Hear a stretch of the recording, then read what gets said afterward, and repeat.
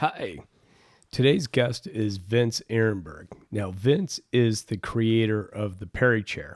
And what the PeriChair is a device that can be used in the bathroom. It can also be used in the bedroom to help people that need assistance being able to go to the restroom, have showers, move around comfortably and confidently within an area that is really prone to having some accidents. And this is an important device because a lot of us Gen Xers and baby boomers are taking care of elderly parents, spouses, other family members, and this device is really kind of going to shake things up. There really hasn't been changes in these portable shower chairs and these benches that we see really since about the 70s. So Vince has taken his experience with home health care and he's been able to create a new product which is really going to help those that are helping other people with at-home care. So this is going to be a great conversation. You're going to learn a lot. This is really informative. And Vince does a great job of telling us the story and the background about how he developed his PeriChair.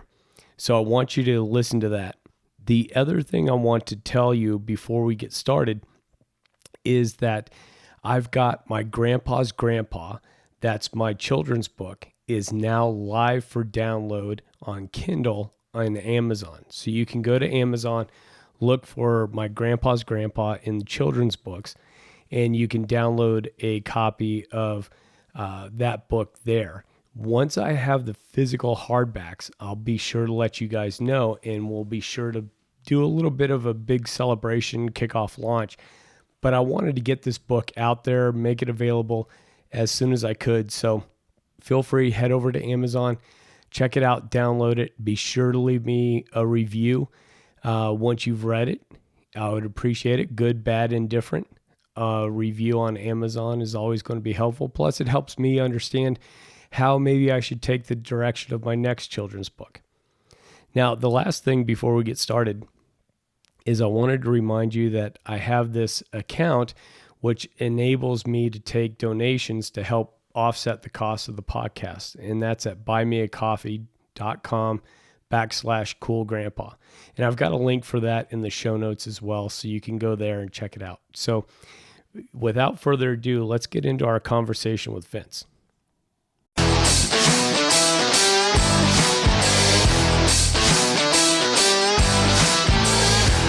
Hello, and welcome to the Cool Grandpa Podcast. This is your host, Greg Payne, coming at you from Studio 12. This podcast is about being the best possible grandpa you can be, focusing on what it is to be a grandpa and how we can all share that experience together for our grandchildren.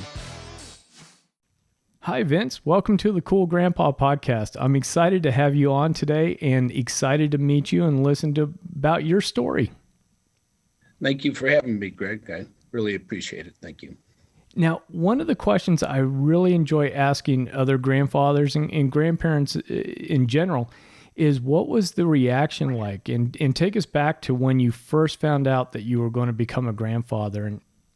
Obviously, a lot of excitement, but when you hear the word grandfather for the first time, you kind of look over your shoulder and see who they're talking to.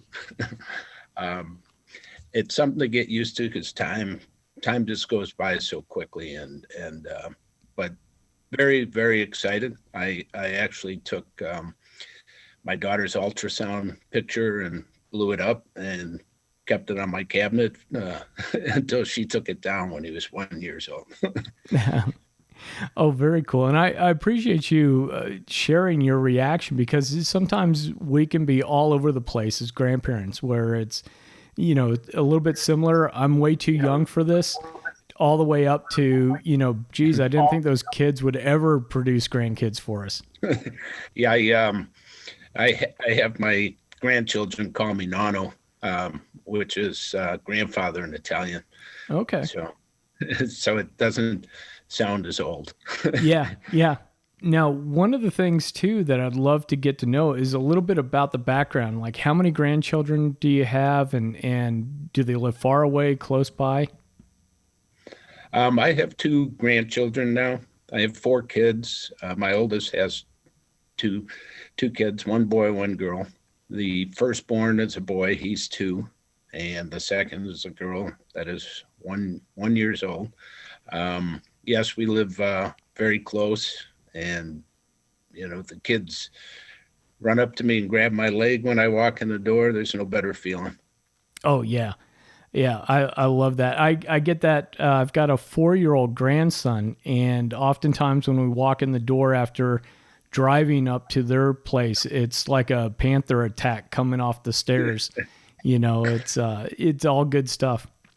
Yeah, it's a good feeling. Yep. Now, what's been one of the biggest lessons that you've learned since you've become a grandfather, as far as dealing with the grandchildren and dealing with maybe life in general? I definitely learned to enjoy the moment. When you're a parent for the first time, or even after a couple kids, things kind of go by pretty quick, and life's chaotic. And I guess when the grandchildren come around, you have that time to spend with them. You've been through the process. It's a lot more relaxing, and they're just melt your heart. Kids are the same way. Grandkids are, it's just lack of words.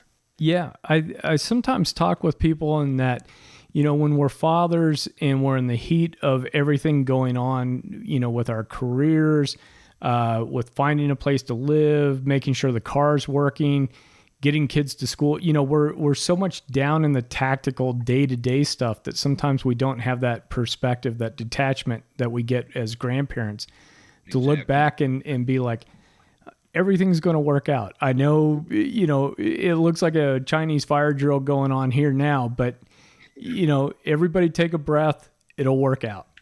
We've been through it. Yeah. Yeah, absolutely.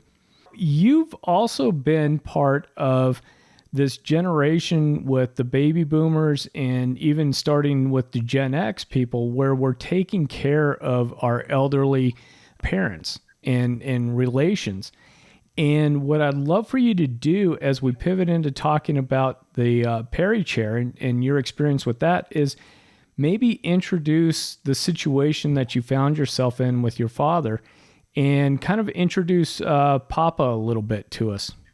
He was a very interesting man. He was a Golden Glove boxer. He lied about his age to go to Korea. He was 17 first time around, and got drafted second time around. But then he became a Chicago police officer for 33 years, and a U.S. Marshal for 10. So he was a really tough guy. And then when he was 80 years old, he had a massive stroke. Did a lot of rehab. Did a nice job, I think, because he was in such good shape. I rode his bike every day. But then he gradually declined slowly over time, over the next probably 3-4 years. And so he came to us. That generation, they don't want to leave their house. Most people don't, but especially that generation, they want to be where they've been. But he couldn't do it anymore, and he came for dinner, and he had a pair of underwear in his pocket. And he said, "I can't do it anymore." So that was the day he moved in with us. So he was 84 at the time. And so he was 84 at the time. He was diagnosed with vascular dementia. So he still had limited movement in his left arm, his right arm.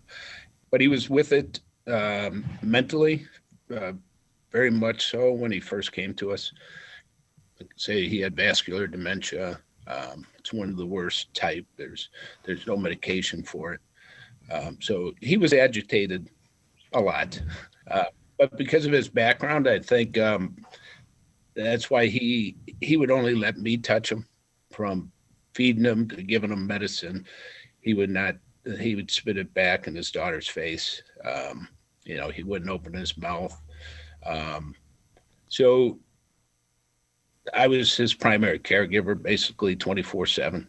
I had to put a bed in his bedroom because he'd try to get out at night and stuff out of bed. And so I guess this went on for 4 years, obviously, as it just continued to decline to the point where he didn't really know anybody other than me, and his daughter and our children. But even that, sadly, was fading as well.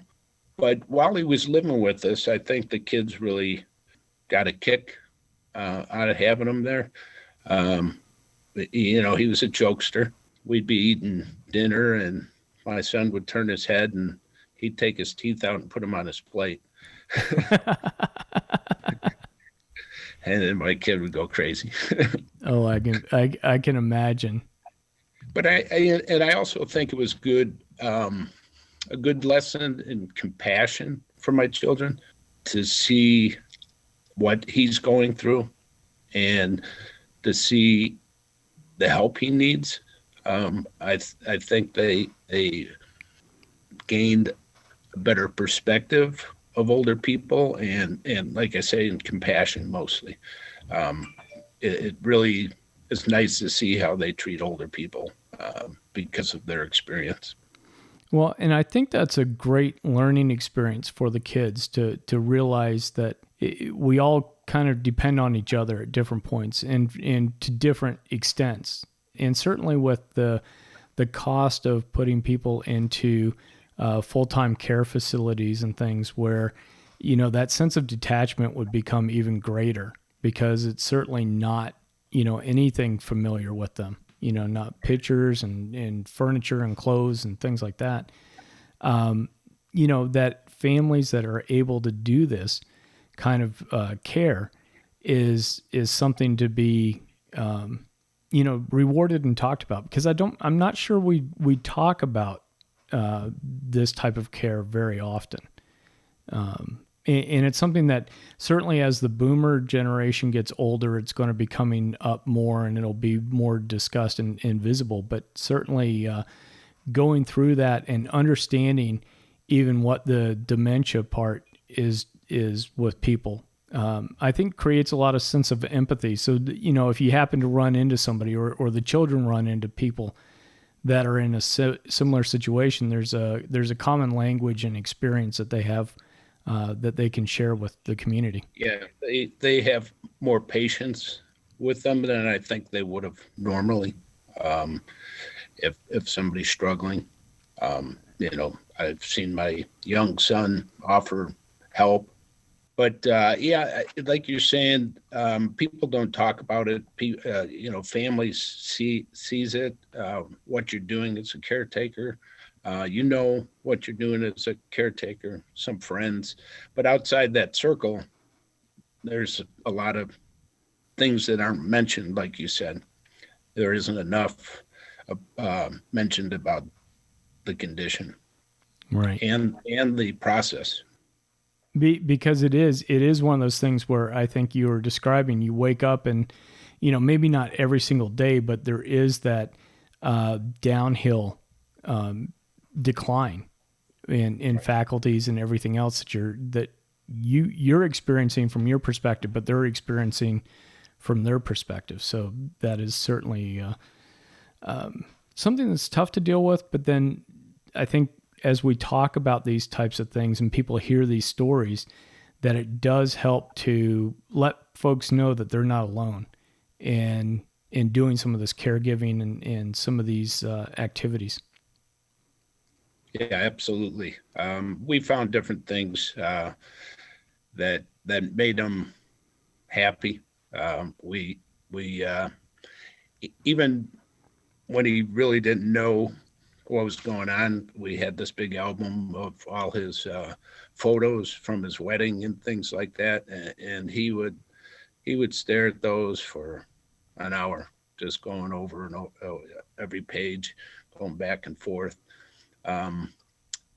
Another thing we did, which I was very surprised, is we brought in a little putting green, and because my son was he plays golf for his school, and so we brought this little putting green in, and he wanted to try it. And at the time, he didn't have a lot of strength to stand, but he it just brought him so much joy. Something that simple. Um, he was putting and he was unbelievably good, and he never played golf. I think that's why he enjoyed it so much. Right, right. But yeah, there are things you have to divert or distract, create a distraction when they're getting worked up, um, and or getting a little volatile. Um, so there's a lot to learn as a caregiver, caregiver, and not a whole lot of information is out there. I mean, it's great that like what you're doing, you're spreading information and educating people, and that's what we need. No, well, thank you.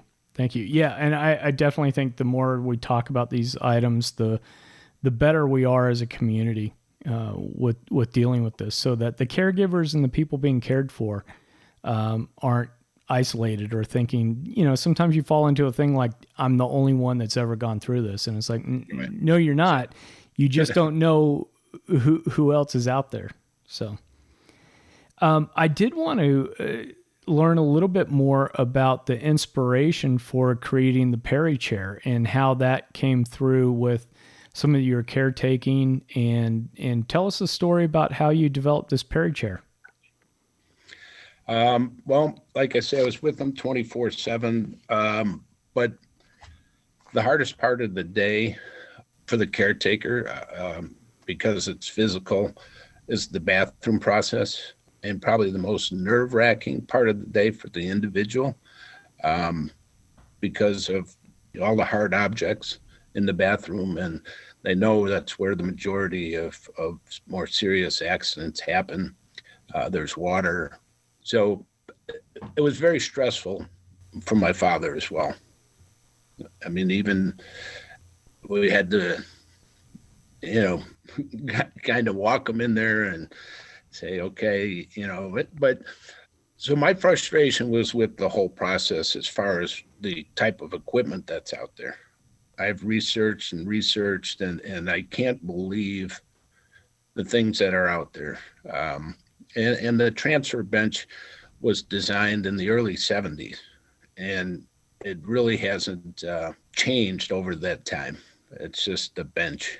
I kept thinking they should have something like this, or why can't they do this to make it a little easier for the individual? Like I say, I had my mom's friends that were taking care of each other. And I thought it was physical for me. I was 50 at the time. Couldn't imagine how they were doing it at 80. So I kept thinking of different ways to make things easier. I took apart, we went through a lot of equipment because, as I mentioned, I didn't know what I was getting into. And that's another issue, the equipment. People not knowing what type of equipment you need at each stage of the mobility.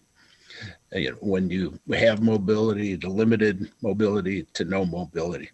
So we didn't know that going in. I think we ended up with 5 different pieces of equipment. The ones we weren't using, I took apart and built this in my basement. And then for the last probably 4 or 5 months of my father's life, I got to use it. It was really eye-opening of how, and he had no mobility at that time. It was really eye-opening, and it was probably the easiest showers that I was able to give to him. And I'm not just saying that. I went through the experience, and it's the reason why I designed the PeriChair, because I wanted other people, not only the individual, but eventually the caregiver. And it was designed to keep the individual at home and independent as long as possible. So if they feel a little safer, things are a little easier, they can save their dignity a little longer. Oh, yeah. Well, and I'm going to be putting a link to the website and to the show notes so people can find it and look at it. But can you walk us through and describe the PeriChair so the people listening have a good idea of what we're talking about? Yeah, absolutely. So I designed the PeriChair with a toilet seat shape that's open in the front and in the back with a U-shaped frame. So there's better access to clean the perineum without having to stand up. So it's a raised toilet seat. It's a shower chair, and that's, you know, what I see as an accident waiting to happen when you take your shower and then you have to stand up to clean the perineum while there's soapy water and shampoo on the floor. So in the shower, you don't have to stand up until everything's rinsed off and you're ready to go. I have two legs that are on wheels, and that is so they don't have to pick up the PeriChair, and they can roll it in and out of the bathroom, in and out of the bedroom without having to pick it up. And I did that to avoid falls, because it's kind of awkward carrying this equipment through the door and around the sink, things like that. So it's not like the equipment's heavy, but it's awkward. So I put it on, put two legs on wheels for that purpose. The wheels lock automatically after 40 pounds or more are put on it. So they don't have to worry about forgetting to lock the wheels, the top lock, etc. So then, like I say, you can roll it in the shower. If you don't have a separate shower, I have it where the other arm slides up. It's a pin release. It slides up, and you can roll it right into the tub without even picking up the chair and slide the arm back down, put it in the position.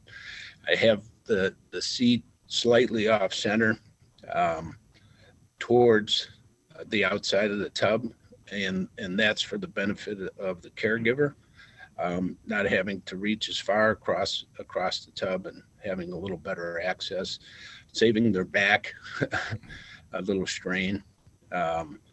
So that's why I made it a little off center. And then it's also a bedside commode. Again, you can wheel it in and out of the bathroom to the bedroom without carrying it. The seats themselves lift up and stay by themselves. So you can take the commode and drop it straight down into place and then close the seats and you're all set.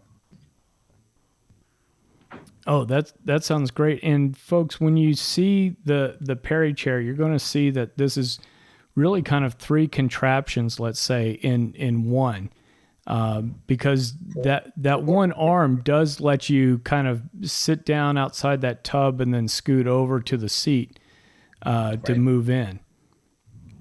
Yeah, I'm sorry, I did forget to mention about the transfer bench, because the arm, whether it's in the raised toilet seat or the shower seat, once you get it into the tub, the one arm has an easy lock that comes down, and the arm folds down. It's the padded arm, and you can use it as a commode, bedside commode, excuse me, as a transfer bench.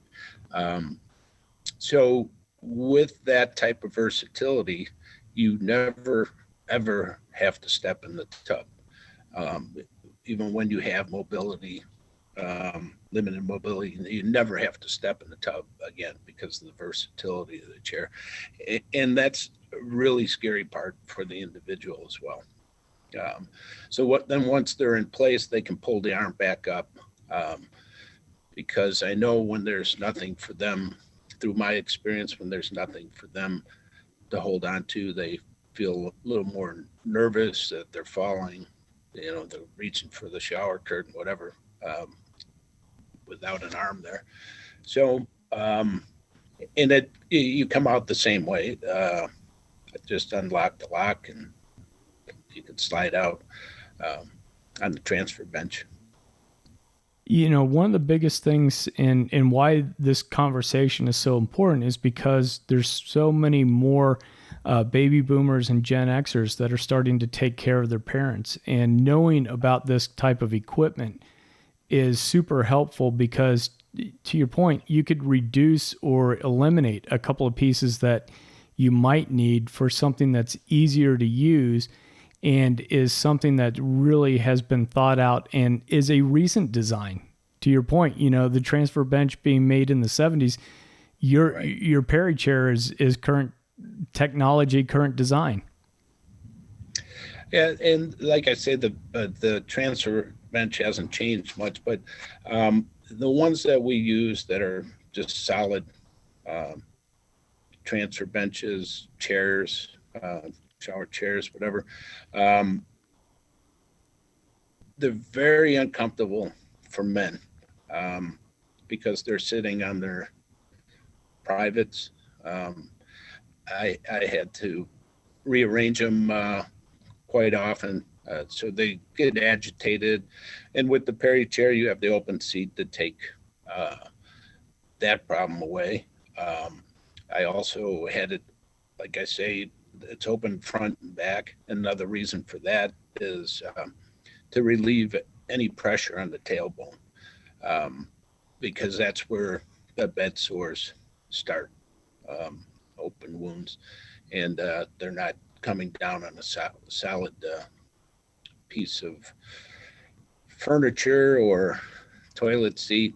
Um, so that makes it a lot more comfortable too. My father used to sit down and jolt backwards and knock the top off the tank. Yeah, well, and especially too, if there have been any falls or anything and people have gone on their tailbones, that compression and that bruising takes a long time to go away. So every time you sit on it, you're aggravating it again. So certainly having that open back, allows for that bruising or whatever may have happened to really kind of heal itself as well. Right, right. And uh, I'm sorry to keep bouncing around, but I mentioned about trying to avoid the falls, um, carrying the equipment. The other the other idea was to prevent the slips by stepping into the tub, and never with the chair you never have to, and and then the other one is to avoid trips by having multiple pieces of equipment in the bathroom. Um, the transfer bench obviously hangs over the tub, sticks out, depending on the size of your bathroom and the location. Um, Trying to get around the sink and to your raised toilet seat could be a little dangerous. It's just something else to possibly trip on. So they can avoid all that with the PeriChair. Oh yeah, yeah. Now, I do want to ask you, what's kind of the future for PeriChair and for getting this product out? What are some of the near term, and then what are some of the long term plans for PeriChair? Well, we are starting production right after the beginning of the year. We're all set to go. I want to keep educating, again, like you're doing. I think it's very important for baby boomers, Gen X, um, to know there are choices, to know what's ahead of them, and that's um, part of my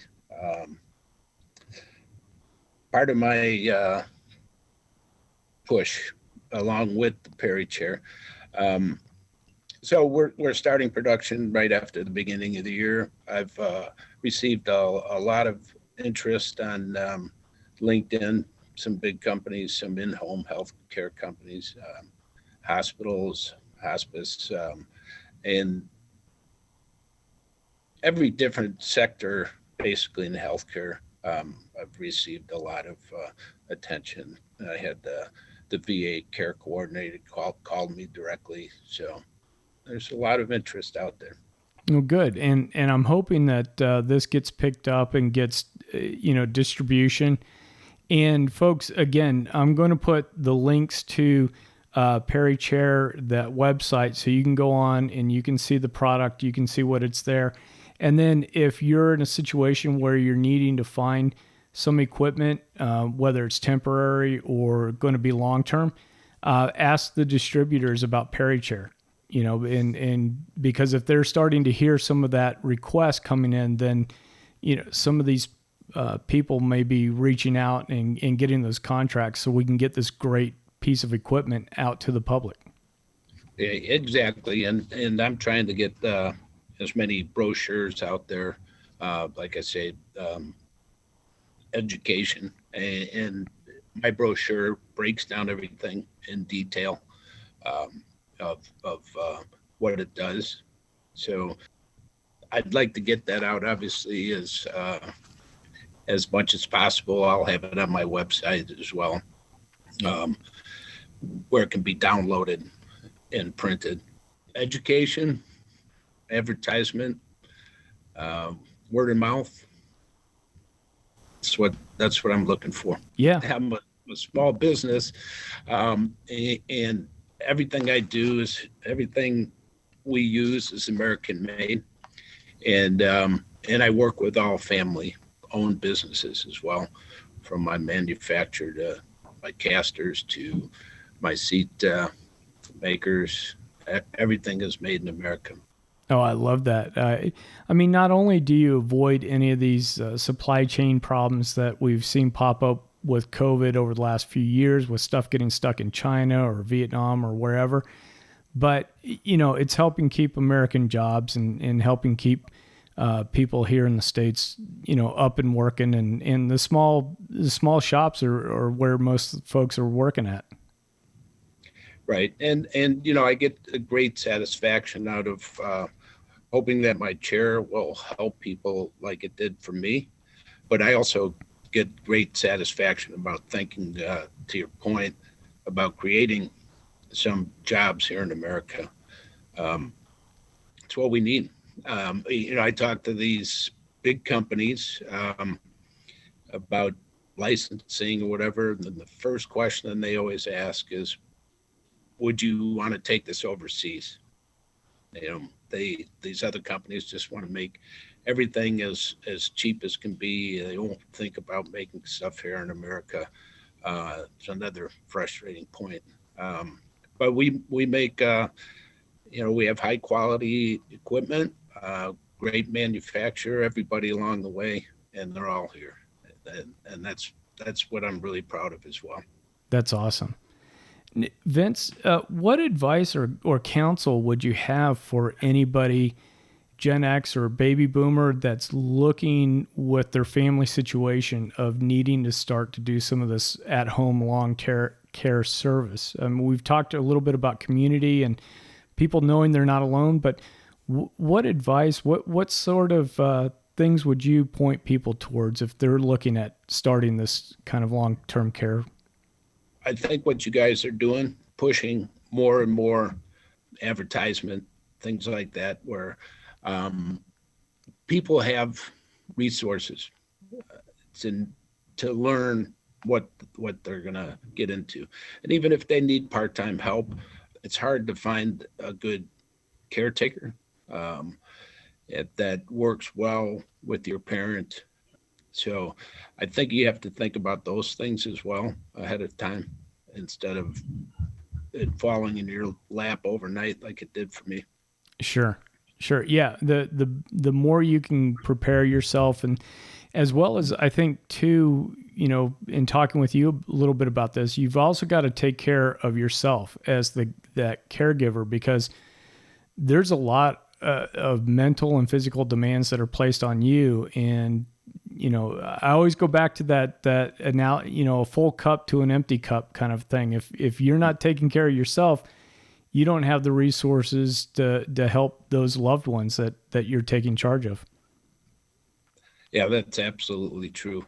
And I did lose some weight, um, not getting out and basically sitting around a lot. But he he never fell, um, so I take pride in that.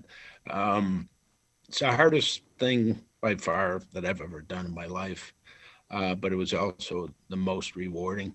Um, I was presented his flag at his funeral, um, which moved me. I wasn't expecting it. Um, so um, you can't get much better feeling than that, taking care of another human being. No, I agree with that. And Vince, is there anything that I haven't asked you about in regards to either long-term care or the PeriChair itself that you want to bring up? Well, I think we went over the PeriChair. It's basically the only piece of bathroom safety equipment you'll need. It's a lot uh, safer. It's a lot more comfortable.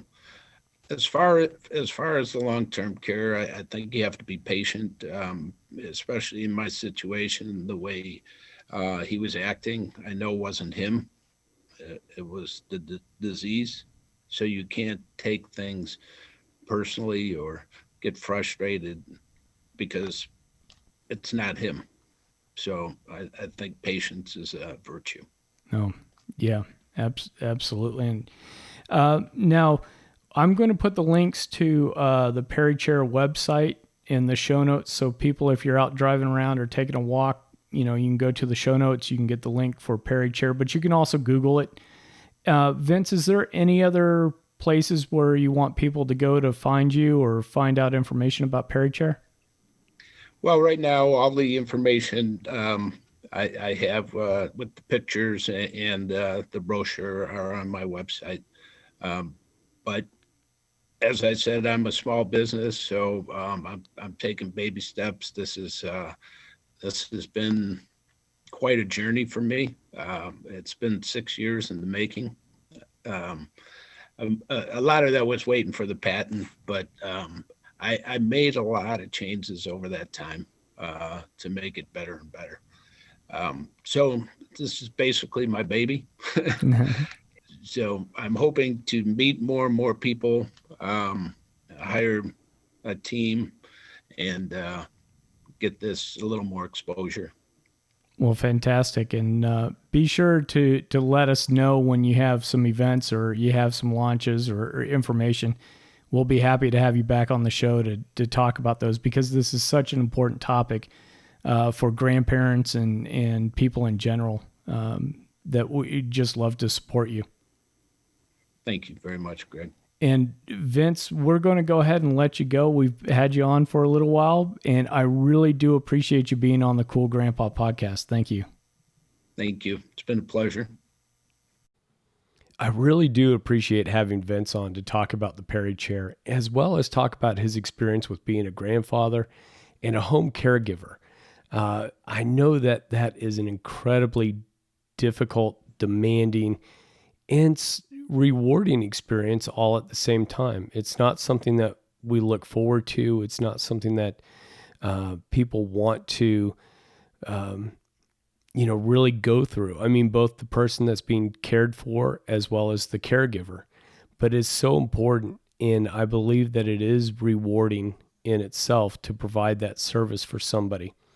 And I really appreciate and wanted to thank Vince again for coming on and being vulnerable and open with us. It certainly wasn't easy to talk about, and it's not always, a fun experience. That's why I think we don't hear a lot about home health care and the home health caregivers because it's difficult. It can be embarrassing. It's awkward sometimes to talk about, just dealing with day-to-day bodily functions and helping people in and out, especially, a guy that lied about his age to get into Korea and such a strong, vibrant man that in the later years of his life needed so much assistance. It can be tough to reconcile those two images with each other. And so I appreciate Vince being vulnerable.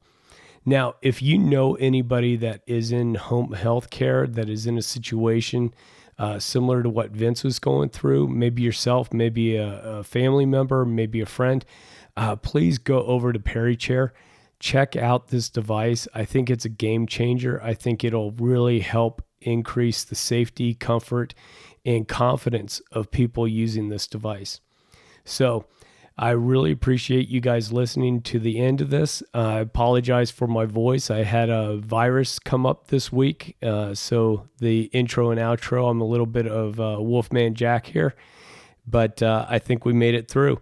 And until next time, remember to stay cool.